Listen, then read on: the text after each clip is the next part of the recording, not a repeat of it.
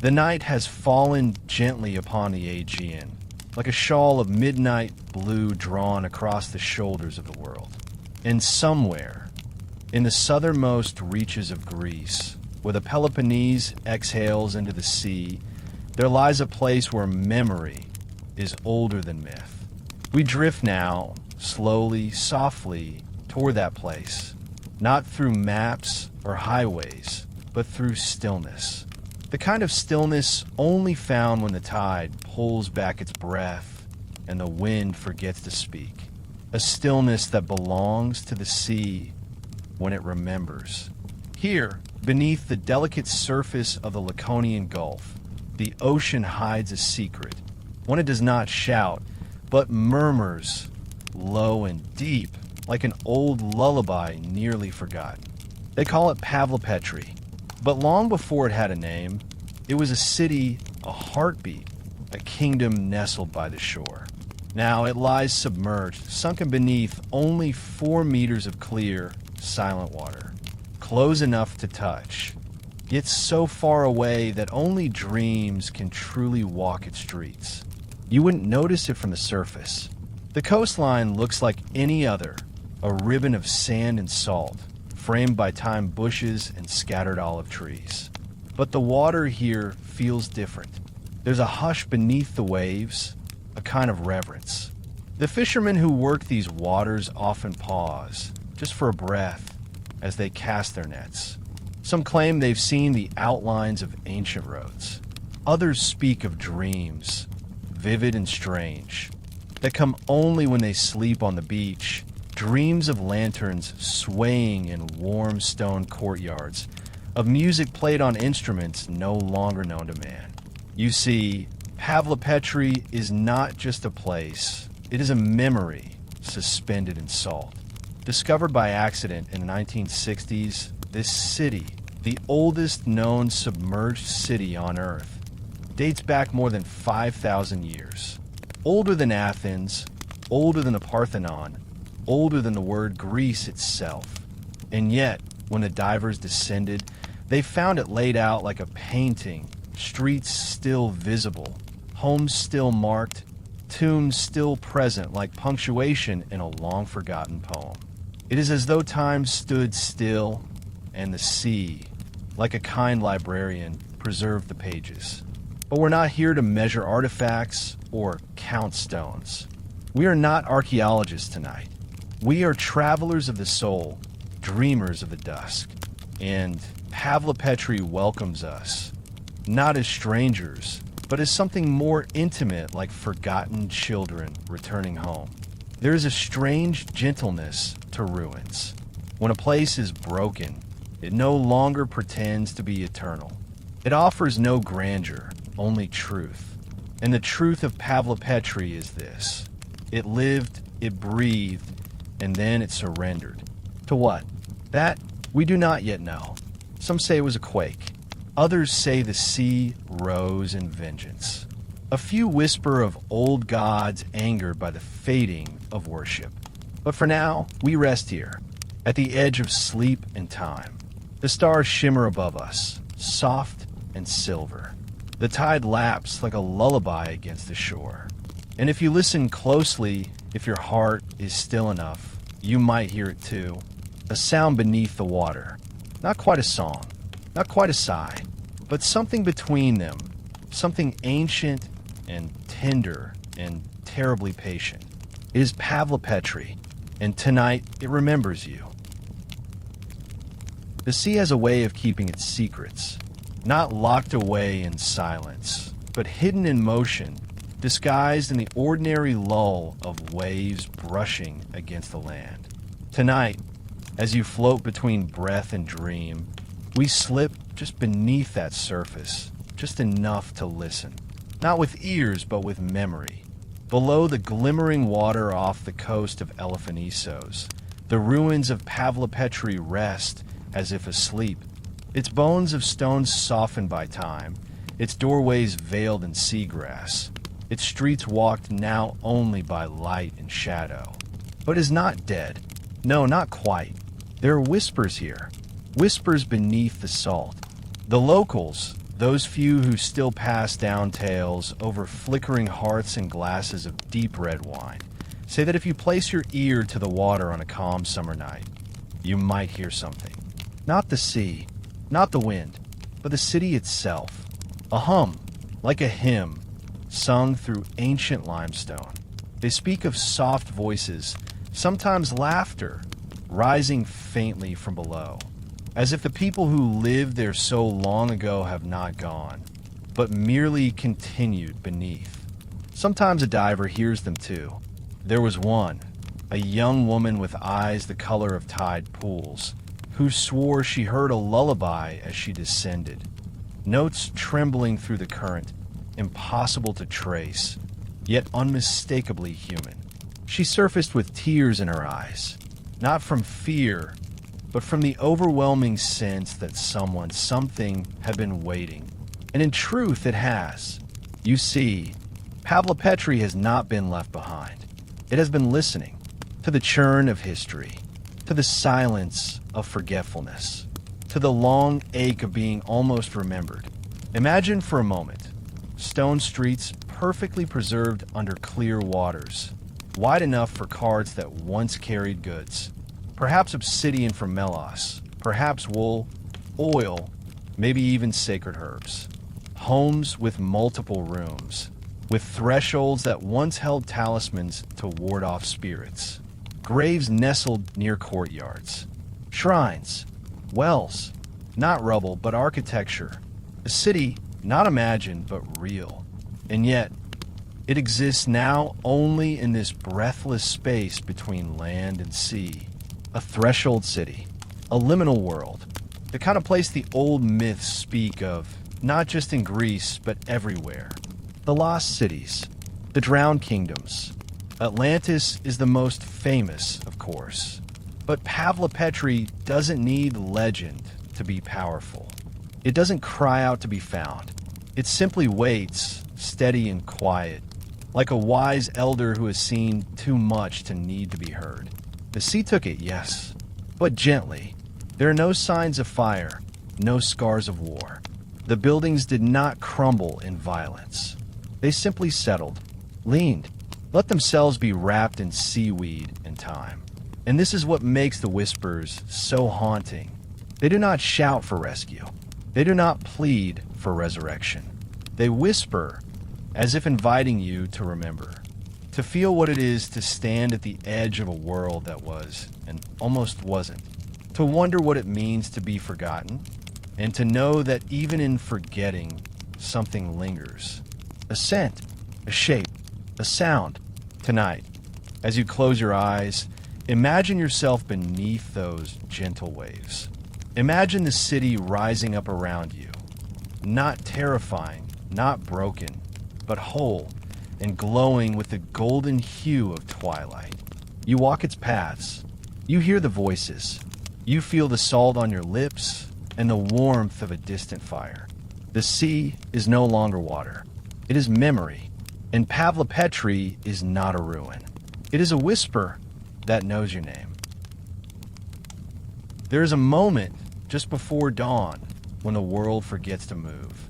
Birds are silent. The wind rests its voice, and the stars begin to pull their cloaks back toward the void. That's when it happens. If you are still enough, quiet enough, you can almost feel it. The breath. A deep, ancient exhalation rising from the sea's belly. Not violent, not loud, but measured, timeless. The kind of breath that belongs not to a creature, but to a place. And that place is Pavlopetri. They say the city still breathes. Of course, it is not lungs or wind or heartbeat, but something far older, an exhale of memory through limestone and sediment, the rhythm of tides moving across a soul not yet extinguished. It's in the way the water flows through its avenues, tracing the lines of lost streets like fingers across an old lover's face. It's in the way the sun filters through the surface, casting dappled light on time-worn foundations, flickering like candlelight in forgotten windows. Each movement of the tide, each shimmer of light, is a breath. a sign that Pavlopetri is not only preserved, but present. And what a presence it holds. This isn't merely a sunken ruin. This is a city designed, lived in, loved. What astonished archaeologists when they first mapped it was not just its age, dating back to at least 2800 BCE, but its sophistication. A city planned with intention, with streets aligned, buildings structured with purpose. There were houses with multiple rooms, some with courtyards open to the stars. Roads intersecting at right angles, suggesting knowledge of geometry, of order, of community. Wells for fresh water, tombs arranged with care. There was culture here, ritual, rhythm. It breathed then, just as it breathes now. And with that breath came stories. Not written in ink, no scrolls survived the water, but etched into the very layout of the city. Imagine it, a woman grinding grain beside a fire, the scent of smoke mingling with the sea breeze. A child running barefoot along the sunlit road, laughing, holding a shell to his ear. A man carving an amulet, murmuring a prayer to gods we no longer name. These people lived. They loved. They mourned. And then, one day, they were gone. But their breath did not stop. It only changed form. The ocean, with all its terrible grace, took their city not in anger, but in embrace. It wrapped Pavlopetri in stillness, draped it in algae and coral like ceremonial robes. And the breath, the spirit of the place, was not extinguished, but diffused, spread into the water, diffused into the air, scattered into dreams. Even now, if you dive carefully with respect, you might see it, not just the stones, but the symmetry, the intention, the life that still hums beneath the seaweed. Divers speak of a strange sensation when they first swim above it, a stillness that isn't absence, but awareness, as if something is watching, or remembering, or waiting, not malevolent, not mournful, just present. In that presence, there is both beauty and tragedy. Beauty in the preservation, the lines still visible after thousands of years, unmarred by looters or conquerors. Tragedy in the quiet, the stories untold, the names unspoken, the prayers that now echo only in dreams. And yet that breath is what makes it different from any other ruin.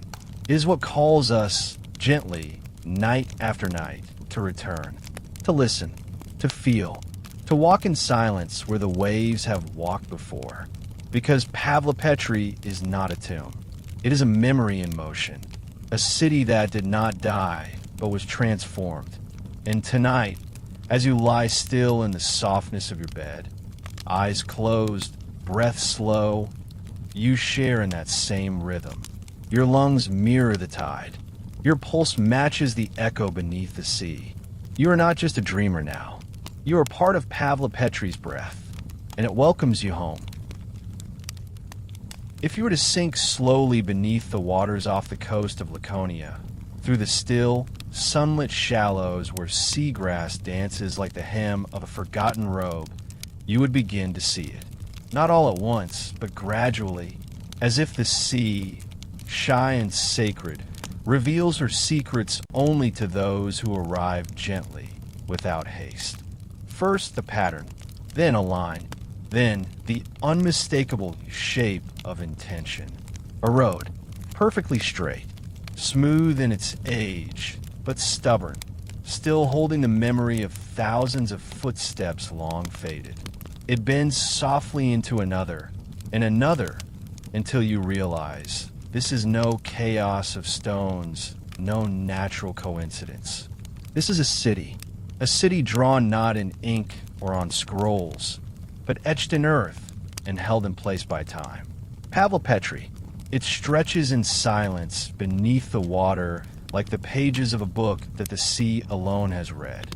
Streets in a perfect grid, foundations of homes aligned with the precision of architects who had never heard the word architecture.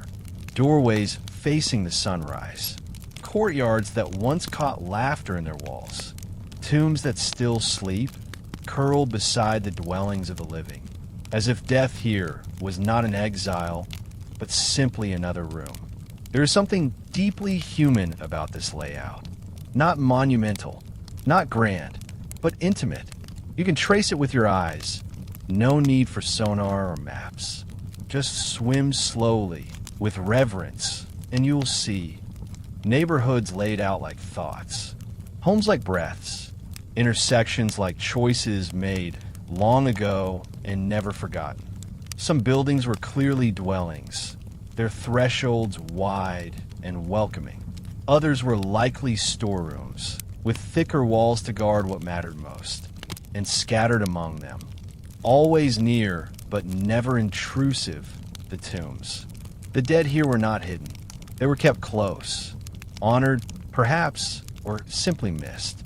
And yet, despite the city's age, over 5,000 years, it does not feel ancient in the brittle sense of the word. It feels recent, immediate, like someone left just a moment ago and might return any second. That is the miracle of Pavlopetri. Most ruins have collapsed under centuries of wind and war. Most cities of such age are reduced to fragments, their streets barely guessed at through shards and soot. But here, the streets are still whole, the rooms still shaped, the sea, rather than destroy, preserved. It is as if time itself paused the moment Pavlopetri surrendered to the waves. A soft, almost sacred pause, like the breath held before a prayer. And this city, this delicate sketch beneath the surface, continues to whisper its story not through language, but through layout, through order, through form. You can walk in your dreams, down a sunken avenue, past what was once a market stall, maybe fish sold from wicker baskets or oil from clay jars. Around a corner, past a shrine. Perhaps there, a small statue once stood, a god with no name now, but once adored. Turn again, and a home opens before you. 3 rooms, one facing east. Perhaps a hearth at the center, where fire once lived and stories curled upward with the smoke. This is not imagination. This is evidence. Pavlopetri was not a myth, not a metaphor, not a ghost tale. It was a city with rules, with rituals, with reasons. And even now, drawn in the wet sand beneath the waves, its bones still speak. To those who listen, to those who float in the space between waking and sleep, eyes closed but mind wide, able to sense the shape of something lost and yet never truly gone. So tonight, let yourself drift there. Let the streets rise around you like old friends returning from silence. Let the homes welcome you as if they remember. And let the rhythm of Pavlopetri's ancient breath move through your body like tide through stone. Because this city was not carved in marble or etched in gold. It was drawn in sand and held in time. And it is still here, waiting.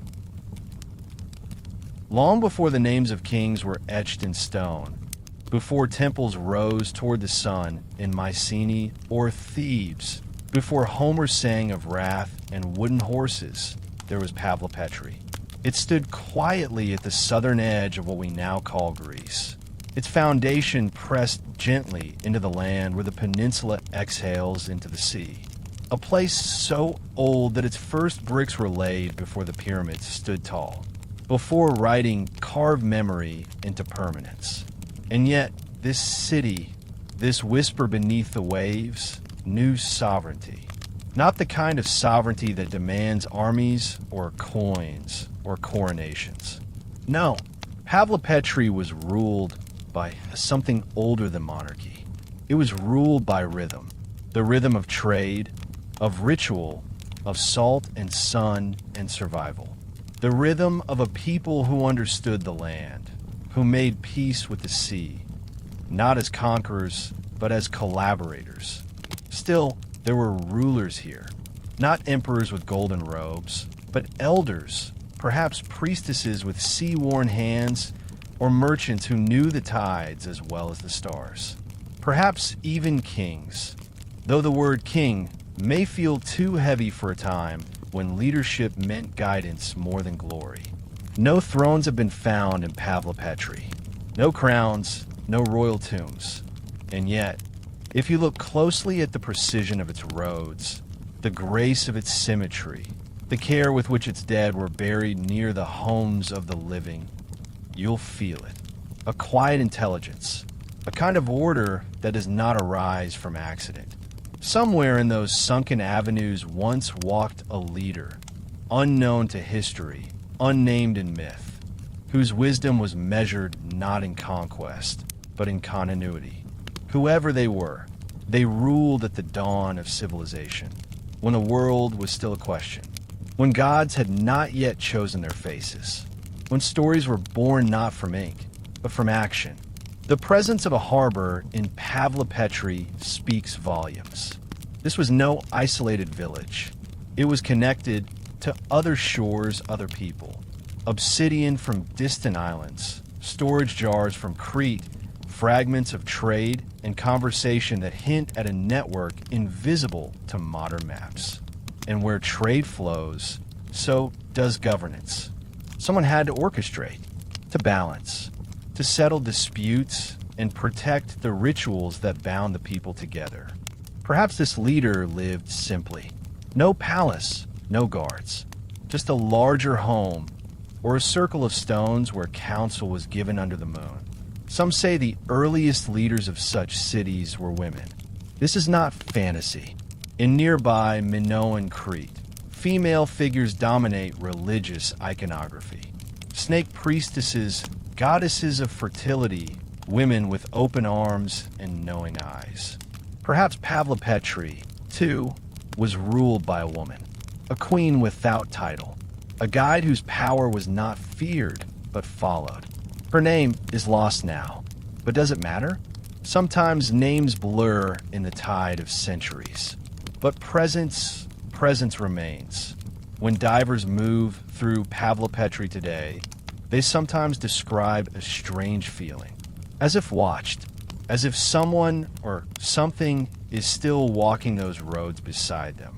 Not menacing, just there, still tending to the city, still remembering, still ruling.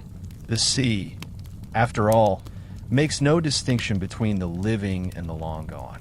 It holds all things with equal tenderness. Tonight, as your breath deepens, feel the quiet nobility of this place. It was not built on violence. It was not ruled by fear. It did not collapse under greed. It simply was a city among the earliest of kings, a city where power wore no crown, where wisdom left no monument, only traces in stone and sea. And in that silence, it has endured longer than empires. Because while empires fall in fire, Pavlopetri was cradled in water. And water, as you know, remembers everything. Before the sea folded over Pavlopetri like a silk sheet drawn across a sleeping child, life there pulsed with a quiet rhythm. A rhythm not of wars or monuments, but of evenings and mornings, of meals and laughter, of silence and song. Imagine it. The scent of olive smoke curling gently into the dusk. The hush of twilight as it settled across the rooftops. And above it all, the moon. Silver, wide-eyed, unblinking. Watching, even in its earliest days, this city by the shore did not chase grandeur. It embraced the intimacy of life lived close to the earth, close to the stars.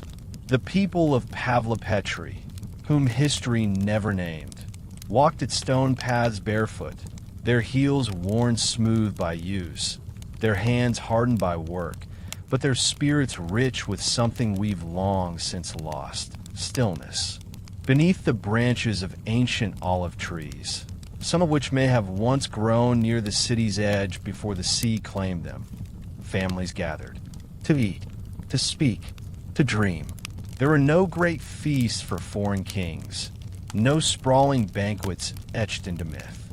But there were meals lovingly prepared in clay ovens, bread torn and dipped into oil, lentils stewed in seawater pots, figs dried in the sun, shared between children under woven canopies of reeds.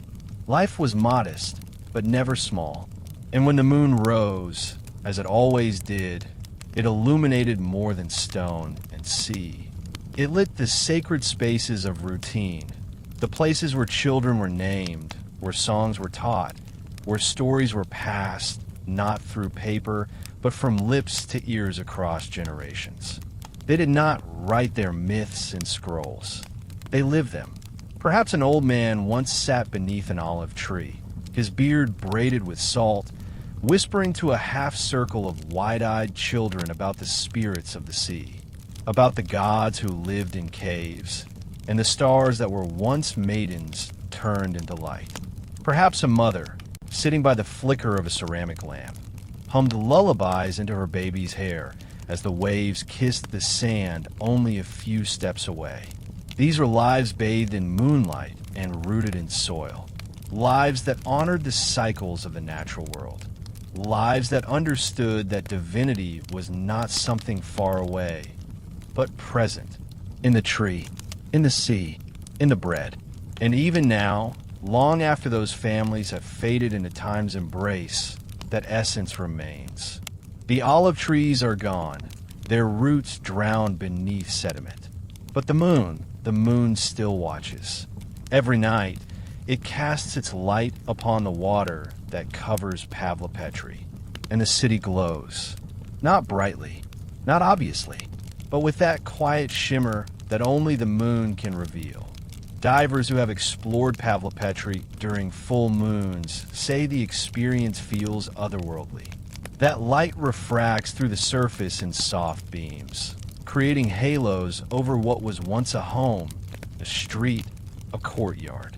It's as if the moon remembers too, as if she mourns not the loss, but the forgetting. Because Pavlopetri is not lost. It's just sleeping beneath the very elements that once sustained it. The trees, the wind, and the moon. And you, dear listener, you dreamer adrift in this midnight tide, are closer to it than you know. When you sit quietly in the glow of your own moonlight, when you hold a warm drink, when you rest beneath a tree, when you walk along a shoreline at dusk, you are echoing their rituals. Without knowing, you're touching the same rhythm. Because what is life if not repetition and beauty? What is memory if not moonlight over water? Tonight, let yourself wander there, beneath olive and moon, where nothing was rushed, where every breath was sacred. Let the sea wrap around you like their stories once did. Let the moonlight rest gently on your skin. And remember this, Pavlopetri was not a lost civilization. It was a home, and the moon has never stopped watching over it.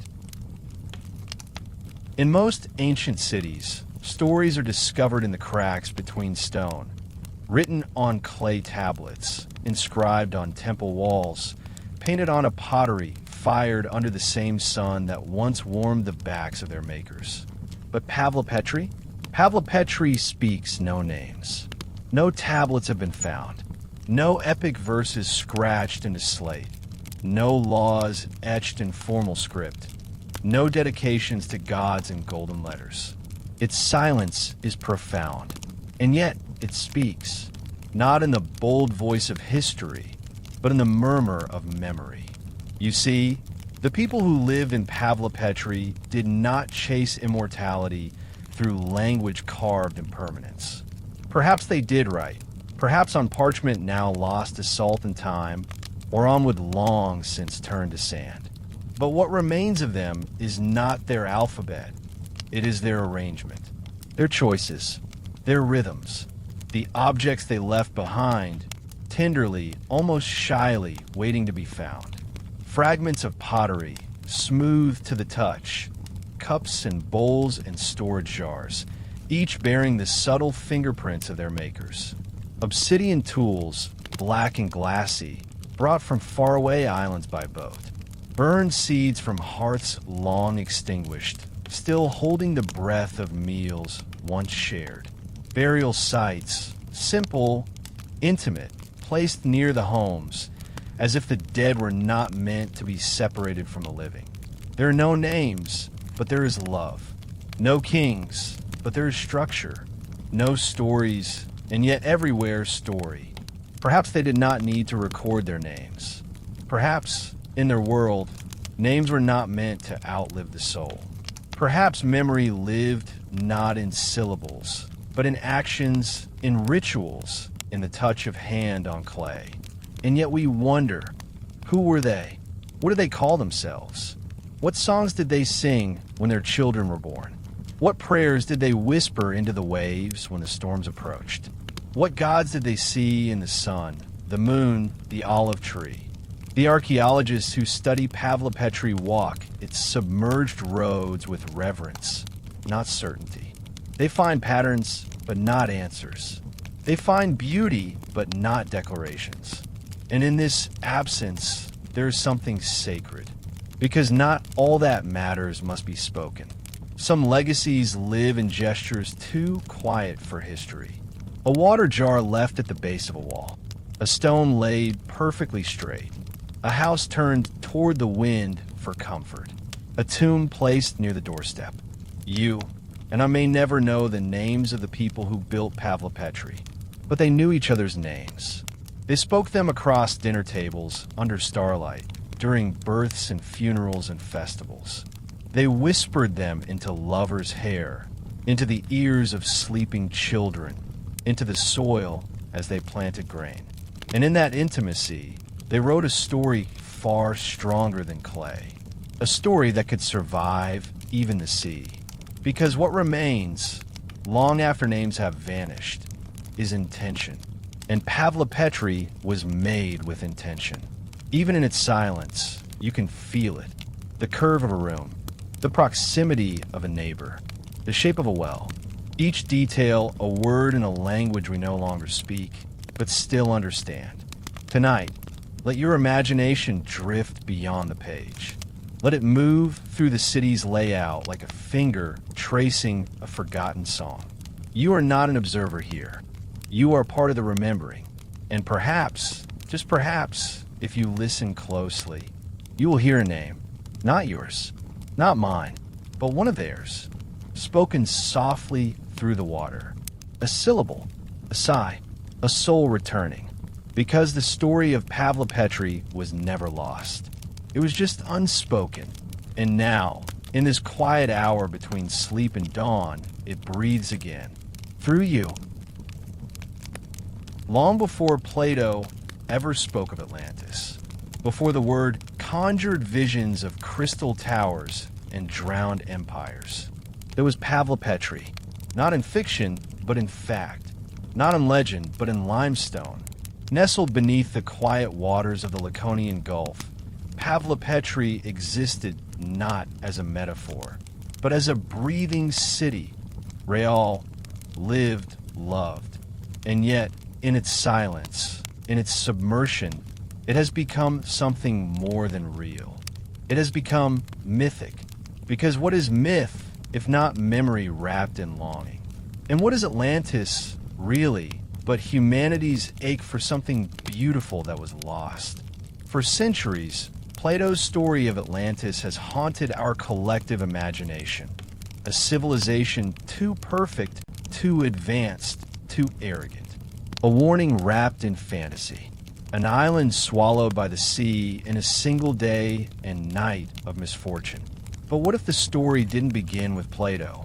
What if it began in places like Pavlopetri? Cities that rose and flourished not in the pages of philosophy, but in the warmth of sunrise and the hush of evening tide.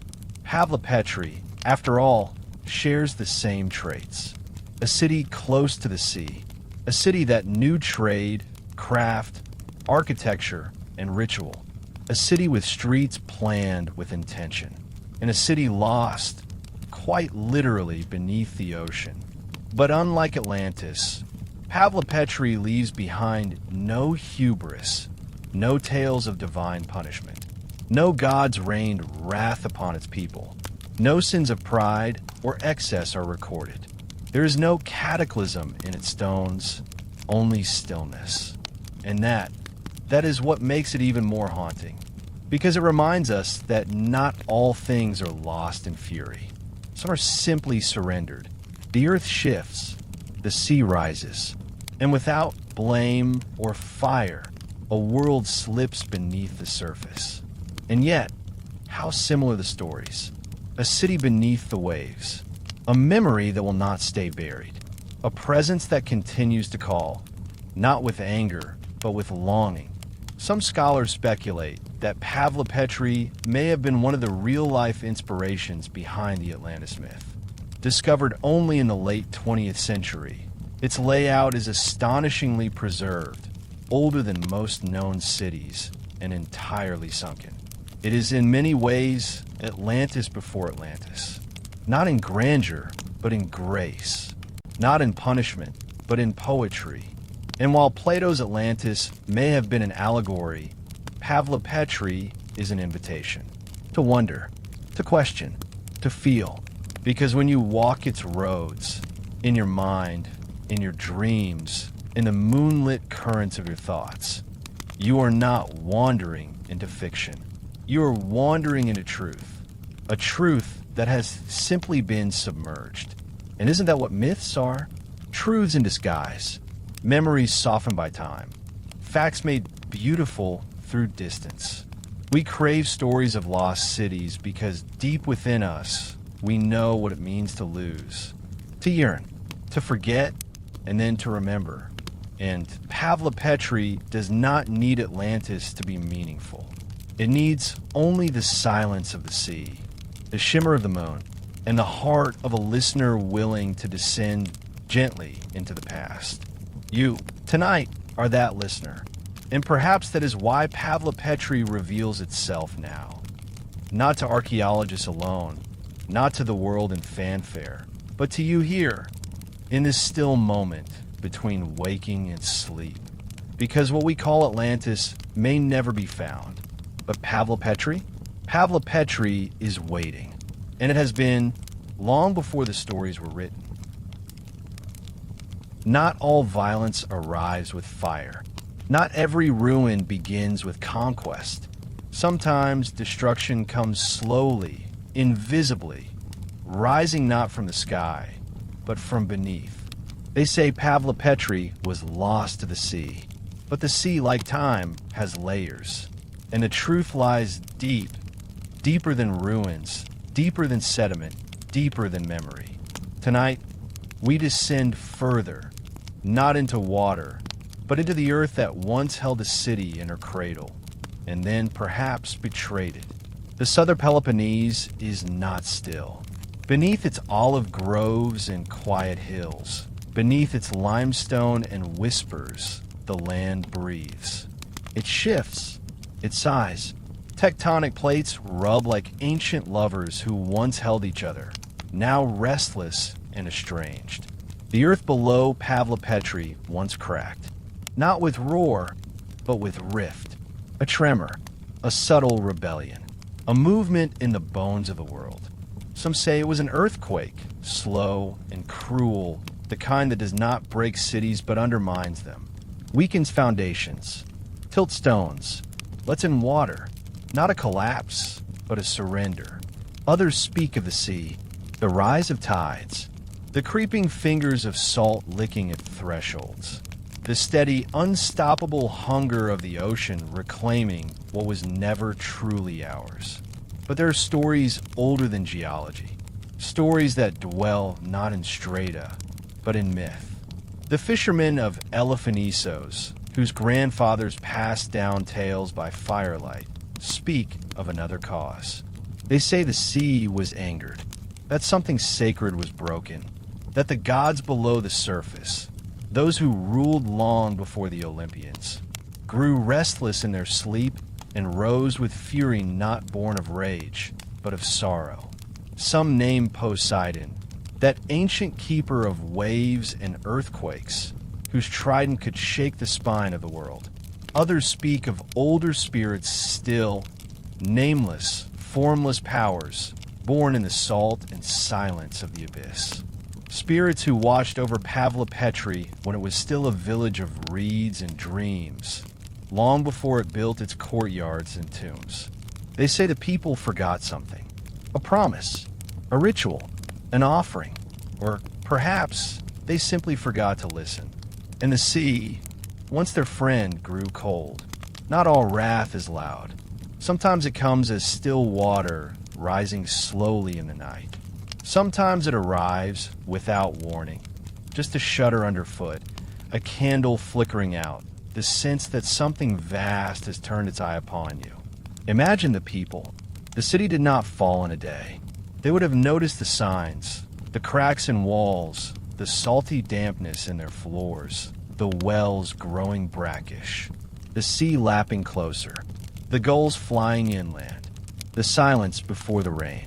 And still they stayed, not because they were blind, but because they believed, as we all do, that the world will hold just a little longer. Perhaps they prayed. Perhaps they made offerings, wine poured into the sand, smoke rising from clay bowls, chants offered to the sky. But the wrath that comes from below does not bargain. It waits. And then, one day, the sea moved in, not in rage, but in resolve. And Pavlopetri let go, not a cataclysm, not a scream, but a long exhale, a giving in, a slow drowning, not of bodies, but of memory. The wrath that came for Pavlopetri was not punishment. It was nature unbound. It was time fulfilled. It was mystery made real.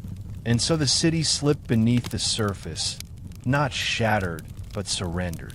And there it remains, silent, submerged, not erased, but enfolded. Tonight, as you drift deeper into stillness, feel that moment. Not the destruction, but the giving in, the weightlessness of surrender, the strange peace that follows the tremor. Because not every ending is fury. Sometimes it is simply the end of holding on. And sometimes even wrath is gentle. Long before theology became doctrine, before temples were carved from marble and prayers were recorded in script, there were gods born not from heavens, but from water. Old gods, sea gods, gods who did not smile, who did not forgive, who did not promise salvation, only balance. They were not worshipped in sermons, but in silence. And it is said, Pavlopetri forgot them. There are those who whisper that what took the city beneath the sea was not merely fault lines or rising tides, that the earth did not tremble on its own, that the sea, keeper of secrets, judge of the humble, remembered a sin, and acted. But what sin? No tablets tell us, no records accuse. Only the myths remain, scattered like driftwood across generations, shaped and reshaped by the wind, by memory, by grief. Some speak of a ritual that was never completed, an offering once made each spring, a libation poured into the tide at dusk, a small child's voice singing to the waves, a wreath of reeds left floating under the first full moon, a delicate gesture to remind the ocean, we remember you. Until 1 year, they didn't. Perhaps the harvest was thin. Perhaps war drew the men away. Perhaps belief faded with time, as belief often does. And the sea, waiting patiently like an old god in exile, took offense not with fury, but with precision. A slow reclaiming. Others tell of a queen, a woman of power and solitude, who once ruled Pavlopetri when her husband, a war leader, vanished across the waters. She held the city through drought, through sickness, through storm. They say she loved the people, but in her grief, she cursed the sea. Each day, she stood on the shore, veil blowing in the wind, watching, waiting, until one evening, as the sun fell blood-red into the water, she cast her silver ring into the gulf and cried aloud, "You took him from me. Take everything else." And so the sea did. These are only stories. shadows of shadows. But myths are not lies. They are truths told slant. Truths we can only approach through poetry and dusk. Because the people of Pavlopetri did not think of the sea as a boundary. It was part of their breath, their ritual, their rhythm. And when that rhythm broke, so did the city, not in anger, but in balance. Because that is how the old gods work. They do not destroy to punish. They restore order through return. And what is deeper than the sea? What holds memory longer than salt? Perhaps the ocean does not hate. It simply remembers. And Pavlopetri, in some way, was remembered too well. Its beauty, its rhythm, its small forgetting. So tonight, let yourself drift into those ancient waters. Not as an intruder, but as a witness. Let the myths wash over you. Let the possibility that somewhere beneath all our logic and science, there is still a place where gods wait. Silent, salt-skinned, patient. Perhaps they do not want temples. Only attention, only reverence, only remembrance. And in the hush of this hour, with the moon reflecting in your window and the world outside asleep, perhaps that is what you offer now. A remembering, a listening, because even the sea gods still listen back. They say she stood at the edge of the city each evening, where land became sand and sand surrendered to tide. Her silhouette, framed by twilight, never wavered. Always alone, always in white. And though her name has long since dissolved into the folds of time, those who dream of Pavlopetri still remember her, not for what she ruled, but for what she waited for. She is known only as the queen in the white veil. No crown of gold ever touched her brow. No marble statue bore her likeness. No inscription praised her deeds. But she ruled nonetheless, not with armies or decrees, but with presence. A still, solemn presence that carried through the city like a lone note in a hymn. The people trusted her. She had survived what many could not. Her husband, believed to be a warrior, perhaps a sailor, or a commander of a distant outpost, vanished beyond the horizon during a voyage that was never meant to be final. Some say his ship was swallowed by a storm. Others claim he was lured by another shore, another cause, another life. But she remained, and in that void, she became something else. More than consort, more than ruler, a guardian of breath and balance.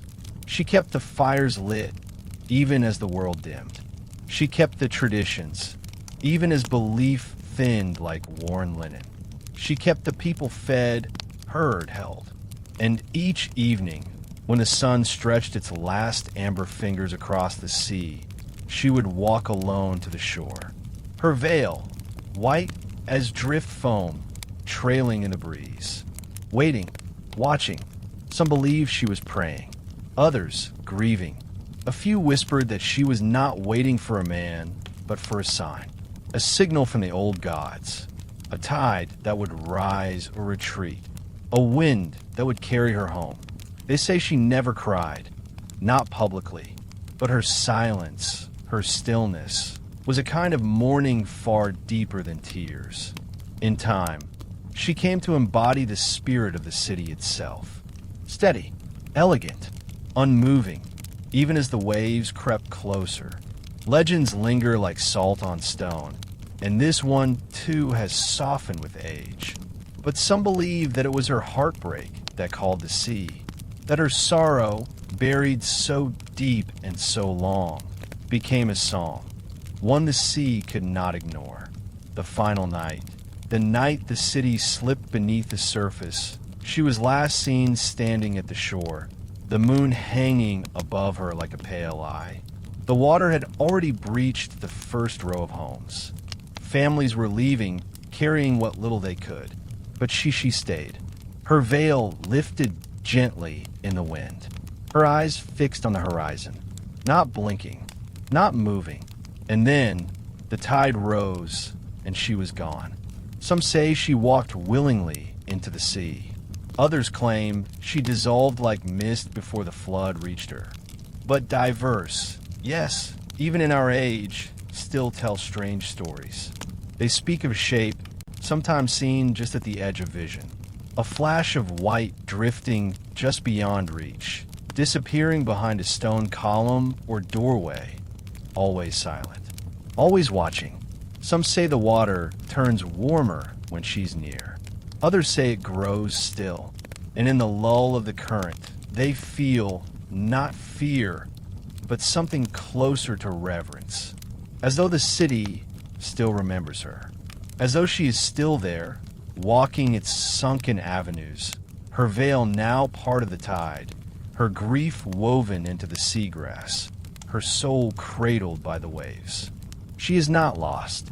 She is transformed, just as Pavlopetri is not gone, but changed. Tonight, as you lie in your own silence, think of her, not as a ghost, not as a queen, but as a keeper of waiting, a keeper of love that outlived flesh, a keeper of a city that would rather drown than be forgotten. And let her veil brush gently against your dreams, because somewhere beneath the water, the queen in the white veil still stands, and she is remembering you too. They speak of a child, a boy with dark curls and salt-touched skin, whose laughter once danced along the stone corridors of Pavlopetri like a breeze through olive leaves. He was known not by his name, now long lost, but by the adornments he wore, tiny seashells woven into his hair. Each morning, he would wade into the water as if it belonged to him, as if the sea were not a force to be feared, but a friend to be followed. The fishermen called him the tide's son, for he seemed to appear and vanish with the rhythm of the waves. He carried no net, no spear, only curiosity. He would run along the shore gathering broken shells, bleached coral, bits of polished glass, anything the sea offered as treasure. And always he returned with something in his hands, his eyes wide with wonder, his feet never fully dry. Some say he sang to the sea. Others say the sea sang back.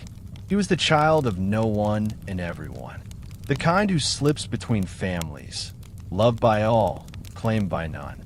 Mothers would feed him scraps from their hearths. Old men would teach him the stars. He was free, and in that freedom, he belonged to the city more than anyone. But what made him strange, beautiful, even, was his hair. Braided not with ribbon, but with seashells. Little spiral ones, white and smooth. Pink ones shaped like soft ears. Tiny ones with holes from time and tide, strung together by slender cord. He wore them like a crown, not in pride, but in reverence. A quiet homage to something deeper, older, wetter than land. And it is said that he listened, not to gossip or laughter, but to the ocean itself. He would sit for hours at the water's edge, his ear pressed to a shell, his fingers tracing invisible patterns in the sand. And then he would stand, eyes distant, and say things no one had taught him. "The water is coming," he once whispered. It was a clear day. No clouds, no wind. The sea is flat as glass. "The water is coming," he said again. People laughed, ruffled his hair, sent him to fetch firewood or figs. Children teased him, calling him Little Wave, but he only smiled. And that night, the tide crept higher than it had in years. No storm, no tremor, just water rising. He warned them again, not with fear, but with certainty. The elders debated. Some dismissed it. Some grew quiet. Others recalled the old stories, the ones their grandmothers had told in secret, about children touched by gods, marked by sea spirits, chosen not for their strength, but for their listening. They began to watch him more closely. And then, one day, he was gone. The morning came heavy with fog. The sea moaned low and long, and his footprints, always visible in the damp sand, ended at the waterline. They searched. They called.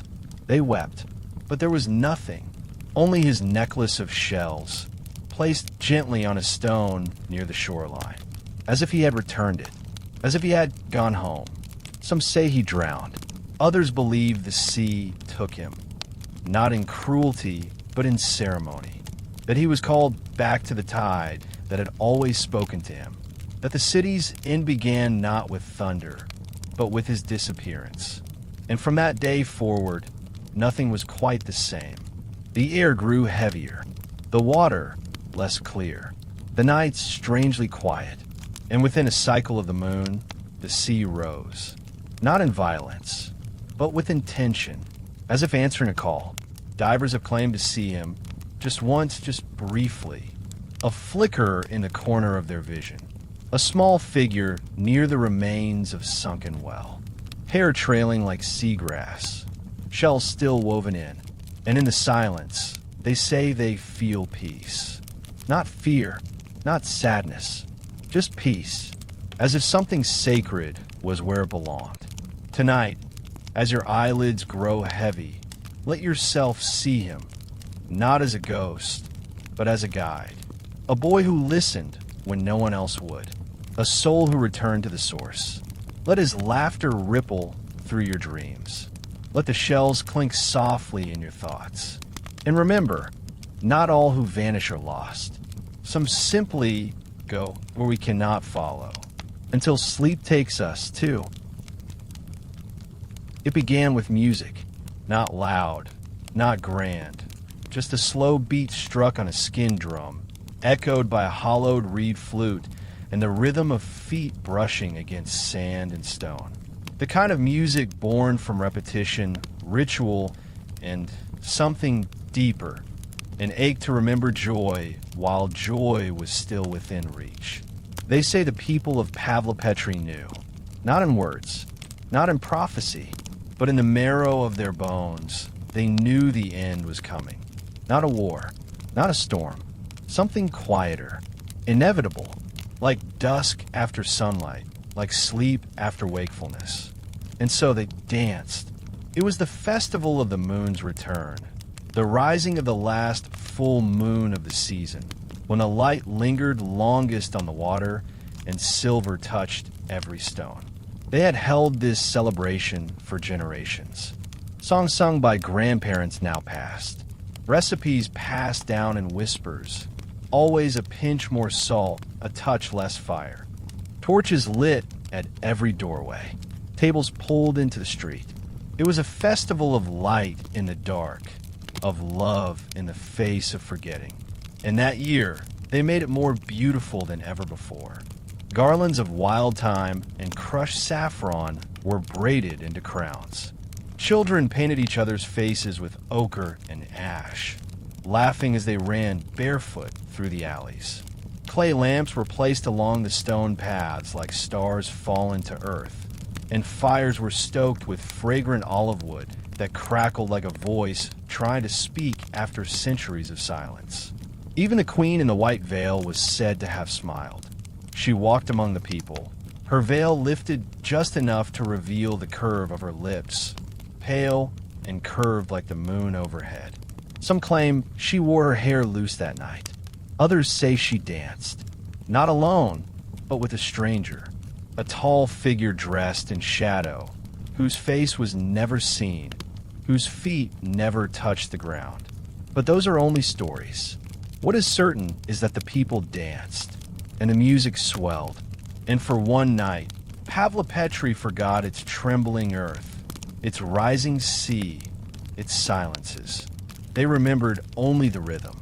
It is said that during that final festival, the air shimmered with a strange warmth, as if the city were being watched, not by gods above, but by the sea itself.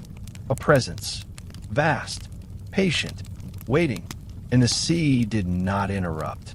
It watched as lovers pressed foreheads together beneath torchlight, as elders clapped in time with the children's songs, as wine flowed and bread was broken, and old wounds were momentarily forgotten. It let them have their final joy, and just before midnight, as was tradition, the dancers gathered at the shore. They stood barefoot in a circle, holding hands, their footprints forming a wheel in the sand. The sea lapped gently at their ankles, tasting the salt of their skin, recognizing its own. And they began to chant, not in words, but in tones, humming low and long, like the tide made human. It was a farewell, though none dared call it that. It was the last echo of an ancient agreement. We honor you, and you leave us in peace. We remember you, and you remember us. But something had shifted, and the sea did not answer. When the sun rose, the torches had all gone out. The garlands floated, torn and scattered, along the shoreline. And the tide was higher. Not much, just enough to reach the first threshold stones. Enough for someone to whisper, "It has begun." Some families left that morning, packed what they could, took the roads inland. But many stayed, not out of ignorance, but out of love. Pavlopetri was their home, their breath, their rhythm, and the memory of that final dance. The way the music carried through the night like smoke, the way feet moved together as one body, was something they could carry even if the stones could not. The festival was not just a farewell to the sea. It was a farewell to permanence, a final act of beauty given freely to the gods. And tonight, as your thoughts slow, as your breath finds that rhythm between wake and sleep, listen closely. You may still hear it, the faint hum of flute and drum, the laughter of children beneath torchlight, the hush of waves kissing painted feet, because the last dance was not an ending. It was a gift, and Pavlopetri, even as it slipped beneath the water, was dancing still. There's a kind of silence that does not come from absence, but from anticipation. A silence so heavy, so complete, it feels like the world is holding its breath. That was the morning Pavlopetri changed. Not when the water rose, not when the earth broke, but the day the wind refused to blow. It began at dawn. No rustling of leaves, no stir of linen on the line, not even the cries of the gulls, who were always first to greet the sea's restless light. The air stood still, thick and unmoving, as if time itself had paused to listen for something only it could hear. Mothers stepped outside with baskets, paused and frowned. Children ran toward the shore, only to stop short, sensing something different. Fishermen, usually the first to brave the water, remained ashore, their boats untouched, their oars resting in silence. Even the olive trees, those ever-whispering sentinels of the land, stood motionless, each leaf suspended, as if painted in the air. The animals knew first. Goats bleated and refused to be tethered. Birds rose and flew inland in sudden, silent migration. Even the dogs, those loyal watchers of hearth and home, lay with ears pressed flat, eyes fixed on the horizon. The sea, too, had changed. It did not churn or rage. It did not roar. Instead, it gleamed, flat as a mirror, unmoving as polished stone. A false calm, a beauty too perfect, as if the ocean had grown tired of motion and decided, just for a moment, to become glass. People whispered, "Something is wrong. The wind has stopped. The gods have turned their faces." The queen in the white veil was seen that morning walking through the city with bare feet, her veil trailing like mist along the cobblestones. She did not speak. Her eyes, they say, were not looking ahead, but downward toward the earth, listening. And in the heart of the city, no song was sung. No pots clanged. No trades were bartered. It was as if Pavlopetri itself had become a shadow of what it had been. Still, unmoving. And then a sound. Not loud, not sharp, but low. A rumble like thunder buried beneath the sand. It came from below, not the sky, not the sea, but the earth. A groan, ancient and slow, as if the ground had awakened from a deep sleep and found itself broken. People stood frozen. The city exhaled, and the first crack appeared, small, barely noticeable, running along the edge of a wall. Then another. Then the well near the gathering square shifted, its stones leaning slightly, sighing into the soil. But still no wind, no breath from the gods, no whisper from the sky. It was the stillness, not the rupture, that terrified them. Because the people of Pavlopetri were used to storms. They had weathered winds that screamed and waves that beat against their docks. But never had they faced this. A silence that felt alive. Watching, judging, and then, without warning, a gust. One single, sudden breeze swept through the city.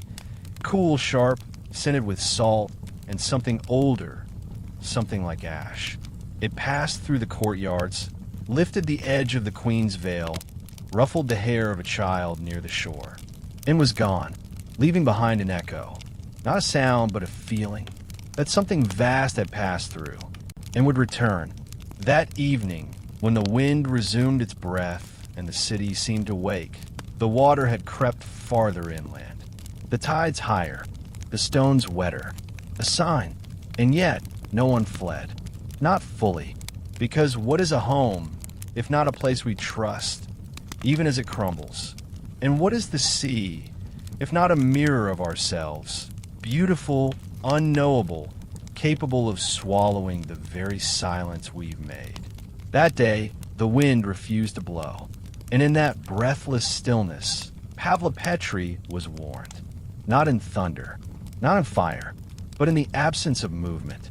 And sometimes it is in what doesn't happen, what is withheld, that we understand the most. So tonight, as the air grows quiet around you and your world prepares to sleep, remember this. Stillness is not always peace.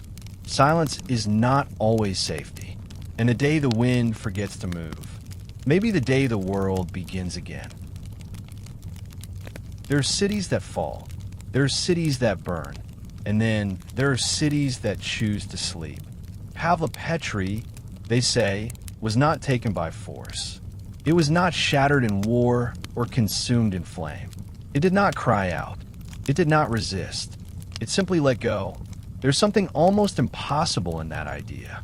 That an entire city, a world of walls and wells, of hearths and hands, could surrender itself not in panic, but in peace. And yet, that is what the sea seems to whisper when you listen closely. Not destruction, not rage, but rest. Some cities are lost in violence, their endings written in blood. But Pavlopetri's story ends like a breath drawn inward and never exhaled. One last breath, one last moment, and then the stillness. Historians and archaeologists will tell you of tectonic shifts, of rising sea levels, of slow submersion over years and centuries. And they are right in part, but no science can explain the feeling that lingers there. Because when you look at Pavlopetri from above, when you float over its submerged streets, its perfectly preserved foundations, its doorways that still open to nothing, you don't feel death. You feel dreaming, as if the city is not gone, but simply asleep, waiting. Perhaps it chose this fate. Perhaps, sensing the slow encroachment of the sea, its people whispered to the earth, to the stones, to their gods, "We will not run. We will not fight. We will surrender our bodies to the land, and our story to the tide." Perhaps the queen, her veil heavy with salt, made one final offering. Perhaps the boy with shells in his hair stood on the shore, arms outstretched, welcoming the water like an old friend. Perhaps the fishermen tied their boats in silence and stood in the doorways of their homes, watching the waves inch closer. And perhaps no one screamed, no one wept, because the city itself had decided, enough, no more rising at dawn to rebuild what the sea took overnight. No more mending walls that leaned like tired elders. No more hoping for wind when the sky stood still. Instead, they chose the deep, They chose memory. They chose myth. Because what lives beneath the sea cannot be conquered. What sleeps in the silence of the ocean cannot be burned, cannot be renamed, cannot be rewritten. And so Pavlopetri slipped away, not into oblivion, but into story. Not erased, but veiled. Its streets now walked only by light. Its windows filled with drifting sand. Its courtyards hosted the slow, sacred waltz of seaweed and time. Some believe the city remains whole beneath the water because of this surrender, because it did not resist, because it trusted the sea to hold it gently. And the sea, in turn, became its guardian. To this day, Pavlopetri lies there, untouched by ruin, preserved in the cradle of the tide. A city of dreams, a temple of sleep, and when divers descend, they often speak of a quietness not found elsewhere.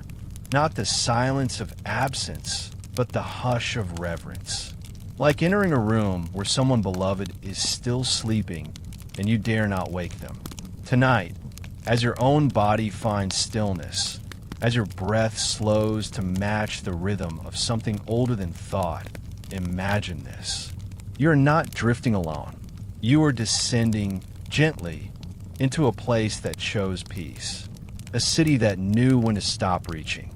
A city that folded itself into the waves, like parchment into an envelope, like a song into silence, like a dream into sleep. And perhaps that is the real courage, not in fighting the sea, but in knowing when to float. Pavlopetri teaches us that some endings are not losses. They are transformations. And the most eternal things are those that choose not to shout, but to rest. For thousands of years, Pavlopetri slept, wrapped in salt, cradled by current, its stones softened by the endless lullaby of the sea. No ship crossed directly above it. No anchor touched its bones. It lay just beneath the surface, hidden not by depth, but by gentleness, so near the world, and yet so forgotten. But the sea does not forget. It remembers quietly, patiently, like a guardian with no need for time. And then, one day, it allowed itself to be seen again. It was 1967. The modern world had grown loud. The age of machines had reached the corners of the earth. The sky was no longer mysterious, but mapped. Men had already walked on the moon, or were just about to. Time was moving faster than ever before. But somewhere along the southern coast of Laconia, a man slipped into the water with nothing more than a mask and curiosity. His name was Nicholas Fleming, a marine geologist, not a poet, not a prophet, just someone who knew how to listen to stone beneath the sea. What he saw was not rubble, not chaos, but pattern, lines too straight, corners too precise, and a city, yes, unmistakably a city, resting in stillness as if waiting. What followed was not a thunderous discovery, but a quiet one. In 2009, a new generation returned, this time with sonar and scanners, with underwater robots and 3D models. And still, the city kept its silence. It gave up its shape, but not its soul. They mapped streets, houses, tombs. They traced the same pathways once worn by sandaled feet. They found pottery and tools. They found structure and balance. But no names, no kings, no histories written in stone. Because Pavlopetri was not meant to be claimed. It was not meant to be owned. It was meant to be remembered. And it did not reveal itself to conquerors or armies. It did not rise for treasure hunters or kings. It rose for the dreamers. For those who dive not for gold, but for story. For those who believe that beneath every grain of sand is something sacred.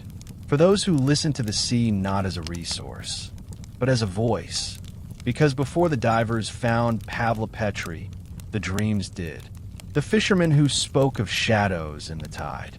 The old women who murmured of lost streets in their sleep. The children who woke crying from dreams of underwater cities, of lights flickering beneath the waves.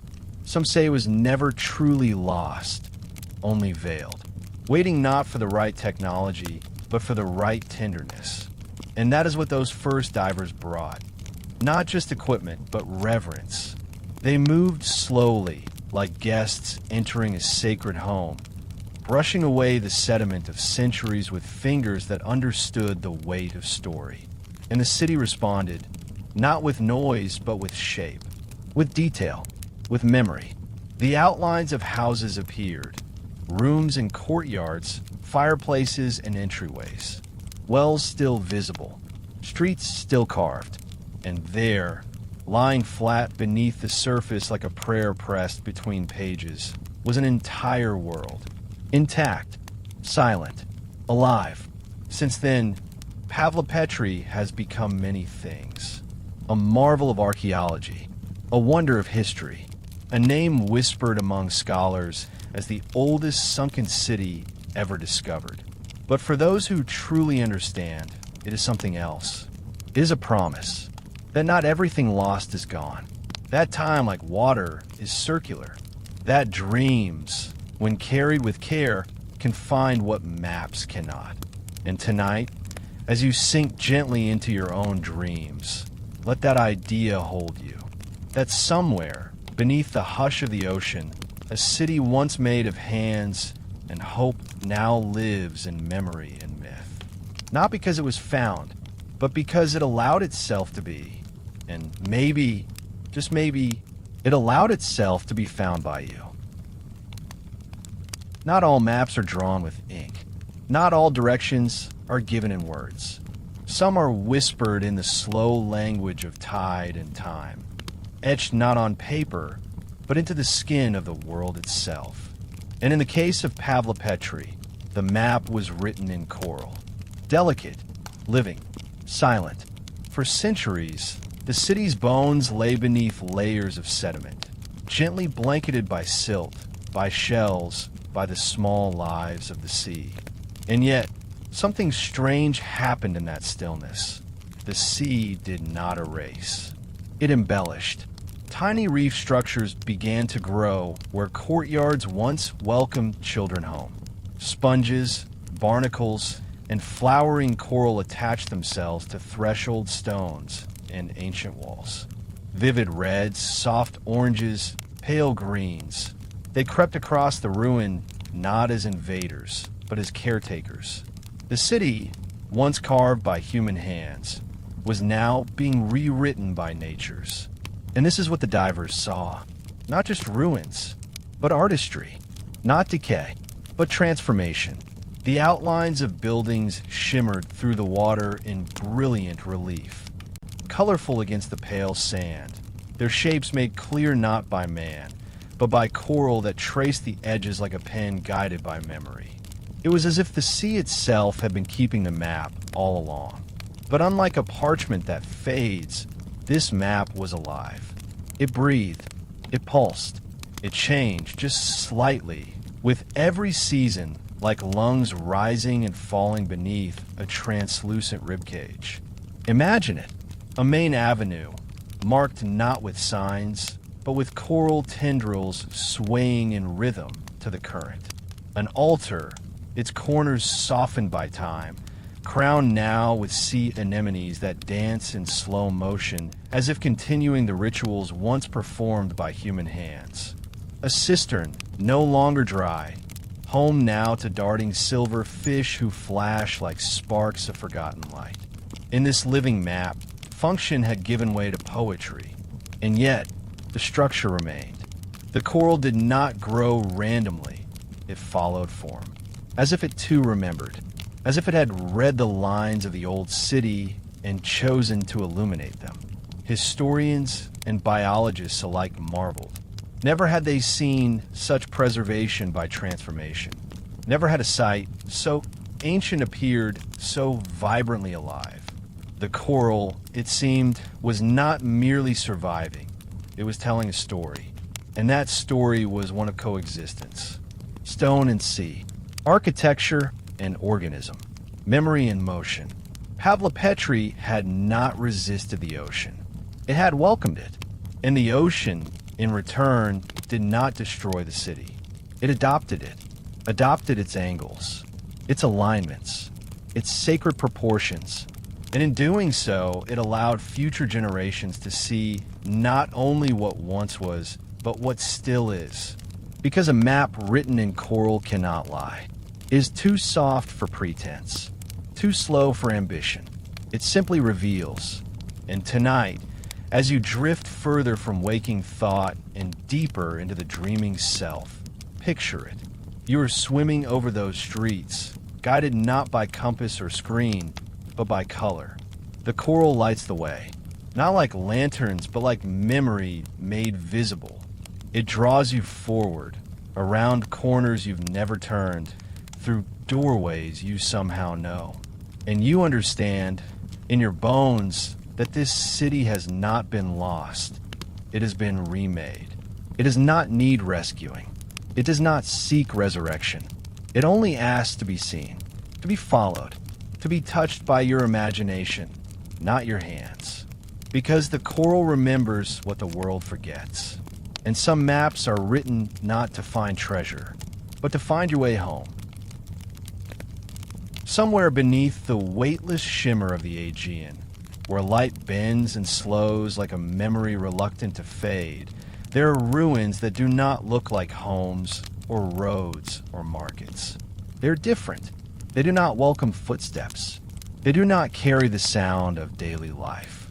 They do not belong to the world of trade or talk or touch. These ruins hold a stillness deeper than silence. And they are temples, though no altar stands upright, and no statue remains to hold a god's forgotten gaze. There are ghost temples in the tide, not places of spectacle, but of surrender, not built to impress, but to connect. And even now, submerged in blue quiet, they still carry the shape of awe. The divers first recognized them not by size, but by position. Certain stones face the rising sun, always the east, always aligned, as if some invisible thread had pulled them toward the light. Courtyards larger than those of any house. Spaces too open for shelter, too deliberate to be accident. At their center, slabs, flat and broad, once used perhaps for offerings, bread, oil, honey blood. And at the edges, broken jars with the faint residue of old herbs, grains, wine thickened by time and salt. No name remains for the god or gods who were once honored here. Not Zeus, not Poseidon. This was older, closer to the wind than to the sky, closer to salt than to storm.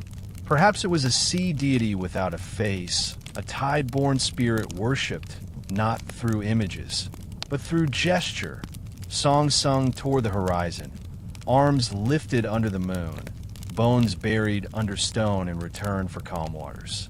The people of Pavlopetri were not strangers to reverence. Their temples were not grand, but precise, not loud, but intentional, built from stone pulled from the earth by hand, shaped with patience, placed with breath and care.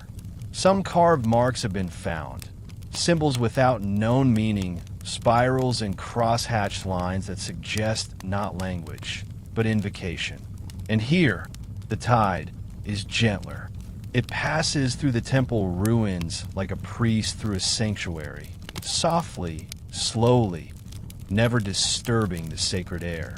Even the fish seem to glide more reverently through these spaces. It is as if something remains. Not a presence exactly, not a ghost, but a memory with weight, a kind of residue, like incense that still clings to the stones long after the fire is gone. Divers speak of a sensation they cannot name when they enter these submerged spaces. Their breath catches, the water stills, the temperature shifts, cooler, somehow, or heavier. One said he heard nothing, and yet felt like he'd been spoken to. Another refused to enter a certain area, claiming the water pushed back against him, as if saying, Not yet. Of course, we cannot prove these things. But that is not the point. Temples are not meant to be explained. They are meant to be felt. And even now, in the darkness beneath the waves, Pavlopetri's sacred places still pulse. They do not invite. They do not warn. They simply are. Ghost temples in the tide, still aligned to the sun, still wrapped in silence, still waiting for a prayer that might rise not from the lips, but from the dreams of those willing to listen. So tonight, as your breath slows, imagine yourself drifting into one of these spaces. No roof above you, only water. No walls to contain you, only memory. You are not alone, not haunted, but held. And though no deity speaks your name, something stirs. A knowing that once long ago, people stood here barefoot and trembling, not to ask for favors, but to remember they were part of something vast. And in that remembering, they were home. In ancient times, before prayer was spoken in temples of marble and belief carved in a doctrine, there was the libation, a gesture so simple it could pass unnoticed. A few drops of wine poured onto the earth, a thread of oil trickling from a clay cup into the sea, a bowl of water tipped under the olive tree at dusk. To us, it might seem small, but to them, it was everything. Libation was not about offering. It was about relationship. It was a reminder that the divine was not far away, not in the heavens, not behind closed sanctuaries, but close, beneath your feet, in the soil, in the waves, in the very breath you exhaled as you poured. And Pavlopetri remembered this. Though no formal temple has survived with its columns intact, scattered remains tell a different kind of story. Small altars carved into the corners of homes, carefully arranged stones along the streets, shallow basins in walls and courtyards, always positioned facing the sea, always stained faintly with traces of oil and ash. Not monuments to gods, but markers of gratitude. Every act of life was accompanied by this quiet devotion. Before a meal, libation. Before planting, libation. Before a journey, libation. Before love. Before death. Before every uncertain turn of life, there was the pour, and the sea received it. Not with thunder, not with reply, but with rhythm. Because that's what libation was, not a transaction, but a rhythm. A song without words, an echo without sound. They pour not to ask, they pour to remember that they belong to the land, to the water, to the mystery that wove through every breath and wave. And what remains now? Jars, broken in two, but still echoing with the curve of a hand. Limestone bowls, worn smooth by generations of touch. Residue of oils, absorbed into the porous rock like memory into skin. The archaeologists speak of ritual practice. The divers speak of reverence. But what none of them can fully describe is the feeling that lingers in these spaces. When you swim above the remains of a courtyard and see the indentation where the bowl once sat. When the light filters through the water and lands perfectly on that sacred hollow. When you pause and the current stills just for a moment and something old remembers. Because devotion, when done sincerely, does not vanish. It lingers in the air, in the water, in the soul of the place. It is said that some divers, only some on certain nights, have poured a few drops of wine into the sea above Pavlopetri. Not out of ritual, not out of superstition, but something else, something they couldn't explain. And in that moment, the water shimmered. A fish turned sharply. The current shifted direction. The sea exhaled. Or maybe they imagined it. Or maybe it was the city stirring in its sleep, accepting the offering, recognizing the rhythm. Tonight, you don't need to hold a vessel. You don't need to spill oil or wine. Your breath is enough. Each inhale a remembering. Each exhale, a return. Because Pavlopetri may be silent, but its libations continue. Not in the hands of priests, but in the dreams of those who listen. So let your silence tonight be a prayer. Let your stillness be a pour. And know that somewhere, under the sea, the sacred bowl still waits. Empty, but not forgotten. And the echo of every offering still moves through the tide. Stone does not forget. It may seem cold to us, unfeeling, mute, lifeless, but that is only because we have stopped listening. In Pavlopetri, the stones are not dead. They are dreaming. They are breathing. Not in the way lungs do, but in the way mountains do, in the way ruins do when time bends softly around them, in the way memory gathers like dew on the skin of silence. You see, these were not just stones of shelter. They were stones of memory. They were held, placed, chosen, each one touched by hands now long returned to earth. And somehow, miraculously, they remain. The houses of Pavlopetri, though stripped of roofs, though worn smooth by centuries of tide, still stand.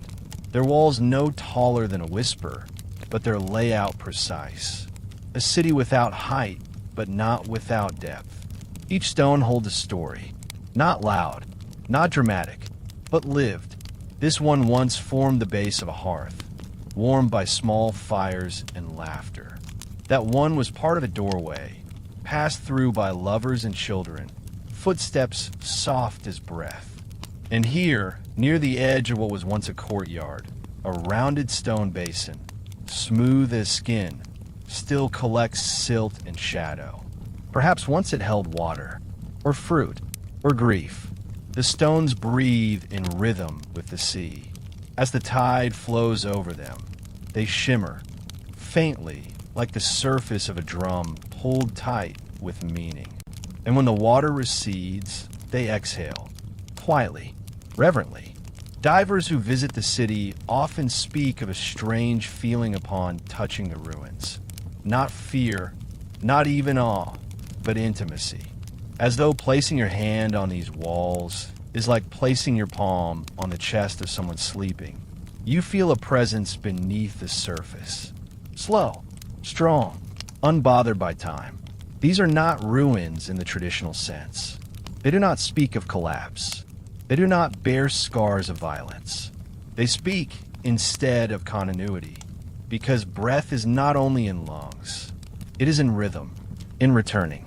In the repetition of tide and light, of salt and shadow.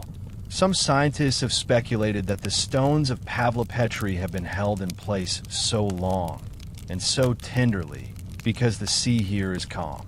That sediment moved slowly, preserving rather than eroding. That the gentle slope of the seabed cushioned the city's fall. But perhaps there is another reason. Perhaps the stones wanted to remain. Perhaps they remembered their arrangement, their purpose, their unity. Perhaps, like bones in a body that once danced, they held each other tightly, refusing to scatter, refusing to dissolve. And so they breathe, through the water, through the light, through us. There is something sacred in their silence. Not emptiness, but invitation. An invitation to slow down, to sit with the past, to place your hand on something ancient and feel, not history, but home. Because Pavlopetri is not a ruin in the way we understand ruin. It is a body resting. A body that once walked, spoke, laughed, wept.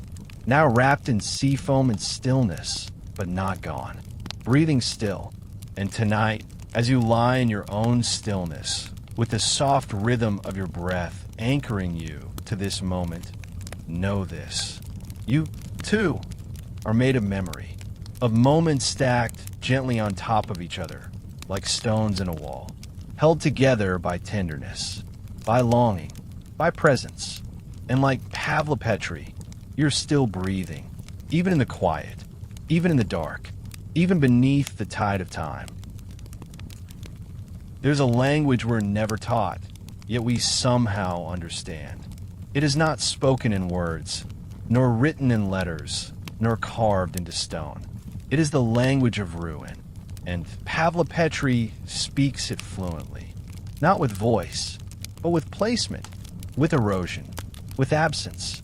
The broken lines of its walls, the gaps where doorways once stood, the way a street ends not in closure, but in the ocean's embrace. Each fragment speaks, if you know how to listen. We often look at ruins as endings. Crumbling temples, toppled columns, the aftermath of time's indifference. But in Pavlopetri, ruin feels different. It is not a monument to loss, but a hymn to change.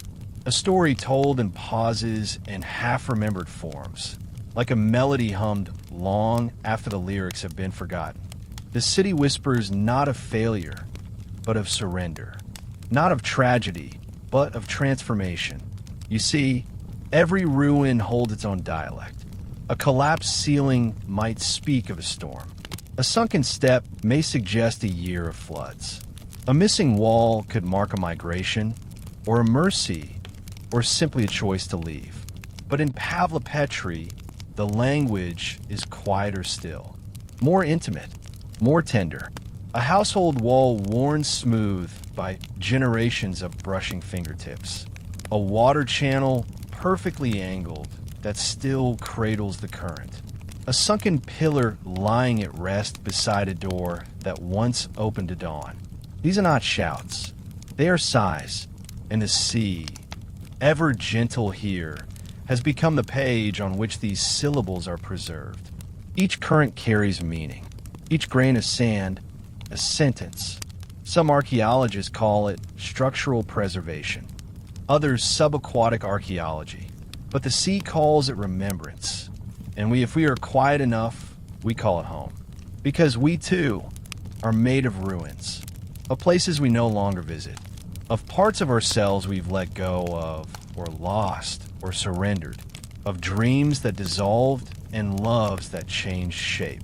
And in those ruins, we carry meaning, not despite their brokenness, but because of it. The language of ruin is not spoken with certainty. It is tentative. It is vulnerable. It is beautiful in the way old letters are beautiful, frayed at the corners, faded in ink, but trembling with truth. Pavlopetri does not ask to be rebuilt. It asks to be read, to be felt, to be remembered not as it was, but as it is now, incomplete and still holy. There is no shame in ruin. There is story. There is strength. There is breath. Tonight, as you rest, surrounded by your own quiet shadows, memories that no longer speak as loudly as they once did, let Pavlopetri speak to you, not in noise, but in nuance. Let remind you that being broken is not the opposite of being whole. It is simply another shape, another sentence in the story, another way to belong. And like the ruins beneath the tide, you're not finished. You are unfolding. And your language, too, still lives in silence, in softness, in the spaces you thought had nothing left to say. The world remembers noise. It celebrates thunder. It records the fire, the scream, the clash of steel against stone. That is how we are taught history, in victories and defeats, in battles and coronations, in the echo of trumpets and the shadow of flags. But Pavlopetri reminds us of something else, something softer, something truer, that not all empires fall with fury. Some sink in silence. No final war, no dramatic exodus, no inscription carved into marble declaring a kingdom's end. Just water, this time, just a slow surrender, witnessed only by the stars and the waiting tide. And in that silence, a deeper kind of story emerges. A story that does not need a throne to be regal. A story that does not need a name to be noble. Because what is empire, really? Is it stone walls, high and impenetrable? Is it gold, locked away in dark chambers? Is it armies obedient and brutal? Or is it something simpler? A people, a rhythm, a place where generations light the same fire, walk the same paths, speak to the same sea. If so, then Pavlopetri was an empire. Not grand in size, but vast in soul. Not defined by its reach, but by its roots. And when it ended not in spectacle, but in grace. The city, perhaps, knew it would not last forever. Its people, perhaps, saw the signs, not as warnings, but as invitations, to preserve not what they had built, but what they had been. And so they did not fight. They did not run. They did not seek to outshout the sea. They allowed the city to become what all things become in time. Memory. There's a strange power in a silent ending. It leaves space for wonder, for reflection, for us. Because the empires that fall in noise become legends of ego. But the ones that fall in quiet become mirrors. And Pavlopetri is a mirror, held beneath the surface, angled just so, showing us not only the fragility of civilization, but the strength of surrender. Its streets remain, its walls faint but sure, its courtyards silent as a hell breath. No looters came to strip its treasures. No warlord marked it as his conquest. It slipped beneath the sea untouched, protected perhaps by its humility. And perhaps this is why it remains so intact, so haunting, so alive, because noise forgets, but silence remembers. Tonight, in your own silence, think of what you carry that has no monument. The kindnesses never recorded, the dreams that never needed applause, the parts of you that, like Pavlopetri, are whole even in stillness. Empires sink, but not all are lost. Some, like this one, continue to breathe beneath the surface. In memory, in ritual, in the soft rhythm of water over stone. And they're not asking to be raised, only to be honored. So as your breath slows and the hush of night deepens around you, let Pavlopetri remind you that quiet endings can be holy, that silence is a language, and that even the gentlest fall can echo forever. Some say Pavlopetri is forgotten, a lost city, a name barely spoken, a shadow beneath the sea. But that is not true, because Pavlopetri has children, and perhaps you are one of them. You see, not all inheritance is blood. Some is salt, some is silence, some is the ache we carry for things we never knew, but somehow recognize. There are people, dreamers, wanderers, those who press their palms to old stones and feel something stir in their chest, who walk this modern world with pieces of Pavlopetri woven quietly into their souls. Not because they were born there, but because something in them remembers.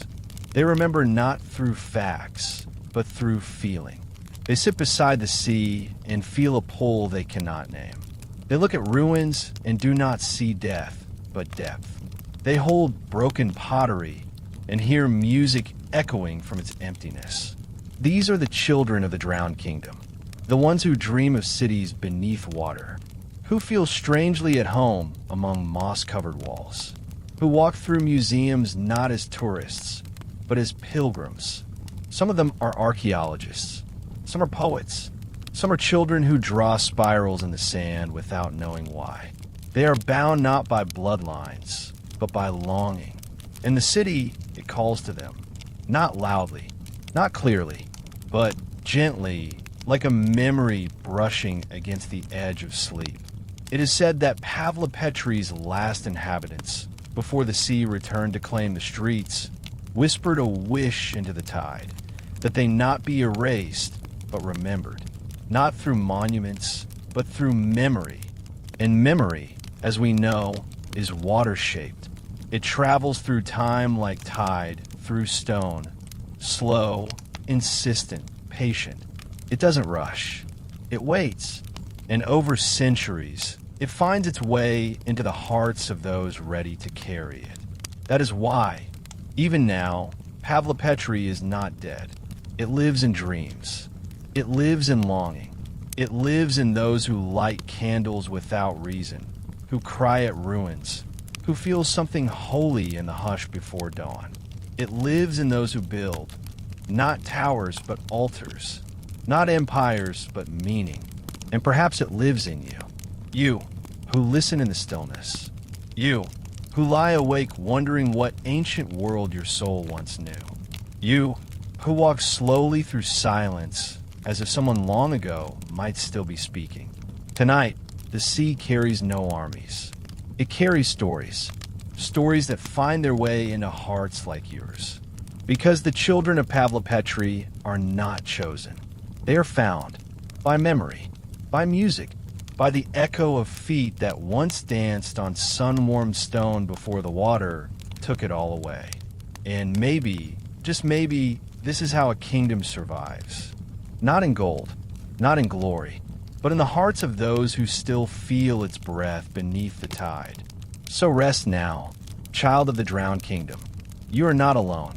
You are part of something older than maps, deeper than history, softer than sleep. And tonight, as the sea whispers through your dreams, know this: Pavlopetri remembers you, because you perhaps unknowingly have remembered it.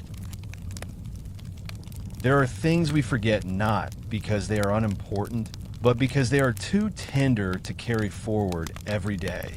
We forget out of necessity, out of fatigue, out of grief. But not everything that fades is lost.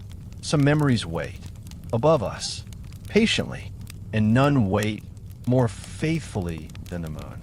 The ancients knew this long before telescopes, before science gave her names and orbits and equations. They looked up and saw not a rock in the sky, but a witness, a glowing eye, round and quiet, holding vigil over the stories we left behind. And Pavlopetri was no exception. Even now, long after its streets have been drowned in blue stillness, the moon still watches where it once stood. Night after night, she returns, casting her silver over the sea, tracing her pale fingers across the waves, as if trying to remember the faces, the songs, the hands that once lifted bowls in her name. She remembers, where the courtyards once filled with laughter, where the queen once stood, veiled in sorrow and strength, where the boy with shells in his hair listened to something no one else could hear. The moon watched all of it. She watched the first fires being lit in stone hearths. She watched olive oil shimmer in open lamps. She watched lovers step into each other's arms after long days at sea. And then she watched the tide rise, watched as the water curled gently into the city, watched as stones were kissed by salt, watched as Pavlopetri chose stillness. And she did not turn away. You see, the moon does not judge. She only reflects. She does not speak. She only watches. She remembers what we forget, not to shame us, but to hold it safe. And perhaps that is why, even now, she returns to that spot, that small stretch of the Aegean where the sea carries a deeper hush, where fish swim past memories, where ruins dream beneath 4 meters of light. On full moon nights, the surface above Pavlopetri glows silver.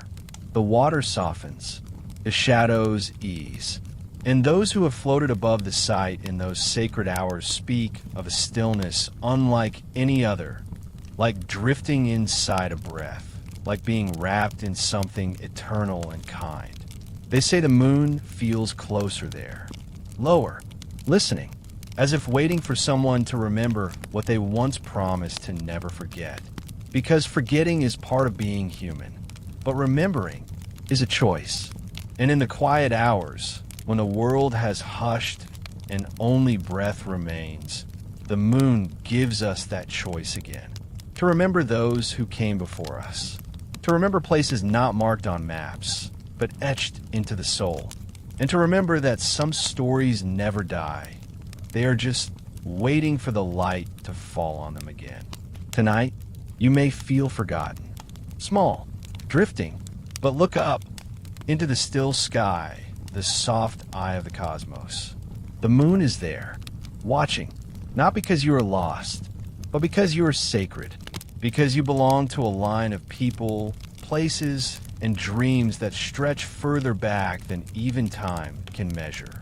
The moon watches what we forget, so that when we are ready to remember, to feel, to weep, to dream, she can guide us home, back to the shore, back to the water, back to Pavlopetri. There's a kind of stillness that happens only once in a while, when the wind has ceased, when the light is low, when the world seems to lean into its own breath and forgets to stir. It is then, only then, that the sea becomes a mirror, a perfect sheet of glass, smooth, wide, endless, and in that mirror, things not meant to be seen sometimes appear. They say that if you stand at the edge of Elephanissos on a certain evening, when the moon is high and the water is impossibly calm, you may glimpse it, Pavlopetri, not beneath the water, but upon it, reflected, like a memory returning to the surface, like a ghost realizing it still has form. You may see the lines of streets, just barely traced in silver, the soft arch of a stone doorway, the quiet suggestion of rooftops, though no roof remains. And perhaps, if your heart is open and your eyes are still, you will see figures too. A woman walking slowly, her veil trailing in wind that does not blow. A child crouched near a wall, stacking tiny stones in a game that only he remembers. A fire flickering where no flame burns, its light alive only in reflection. But here's the strange thing. These images don't appear beneath the water. They appear on its surface, as if the sea, for just one breath, forgets to guard its secret, as if the boundary between now and then dissolves, as if time itself folds inward and memory becomes visible. People who have seen this, only a few, and only once, say they do not feel fear. They feel recognition, warmth, an ache so beautiful it hurts, because in that moment, they are not simply looking at the past. They are inside it. The reflection becomes more than light. It becomes invitation. And the sea becomes a threshold, a veil so thin you wonder whether, with just one more step, you might cross into the world that waits just beyond your fingertips. But it vanishes, of course. Always. The ripple of a breeze, the calling of a gull, the shift of a cloud, and the mirror shatters. And Pavlopetri returns to its quiet beneath the surface, hidden but not lost, absent but never gone. And yet, something remains, not on the water, but in you, because reflections do not just show what is there, they show what is possible. And the city you saw, that flicker of stone, that whisper of ancient rhythm, was not a hallucination. It was a remembering, a kindness offered by the sea, just for a moment. A reminder that what we love never fully leaves. It waits, and sometimes, when we are still enough, it shows us that it is still watching too. Tonight, as you lie in your own stillness, imagine that mirror. Picture the sea like glass. Feel the hush of twilight. And wait. Wait for the image to rise. Not from water, but from within. Because Pavlopetri is not only a place beneath the sea, it is a place inside you. A city not destroyed, but reflected, again and again, in dreams, in music, in a mirror of every quiet water. You need only to pause and look. We speak often of time as if it were a river, flowing in one direction, washing away all that once was. As if it were a thief, as if it came only to erase, to soften the names, to break the statues, to bury the cities. But Pavlopetri teaches us something else, because under 4 meters of water, beneath the calm breath of the Laconian Gulf, love remains. It is not the love of legends. Not the kind sung in epics, carved into tablets, or immortalized in the folds of empire. It is quieter, smaller, truer. The love of a mother setting a clay bowl of figs before her daughter's weary feet. The love of an old man brushing the stone floor of his courtyard even though the sea is already creeping in. The love of a child tracing the same spiral into the dirt again and again because her grandmother once showed her how. These were not grand gestures. They were everyday prayers, and Tom has not buried them. When archaeologists dive into Pavlopetri, they find more than stone and sediment. They find echoes, a fire pit carefully ringed with river stones, a small figurine worn smooth by fingers, the remains of a loom, untouched, as if someone had simply stood up and never returned. These are not monuments. They are testaments to tenderness, to care, to presence. And though no voice remains to speak their names, the gestures survive, because love, in its truest form, leaves traces, not always visible, but always felt. It lingers in the curve of a stair, in the alignment of a room that faces the morning light, in the way walls are built close together to keep warmth in and fear out. Even now, the city breathes in the rhythm of its remembered affections.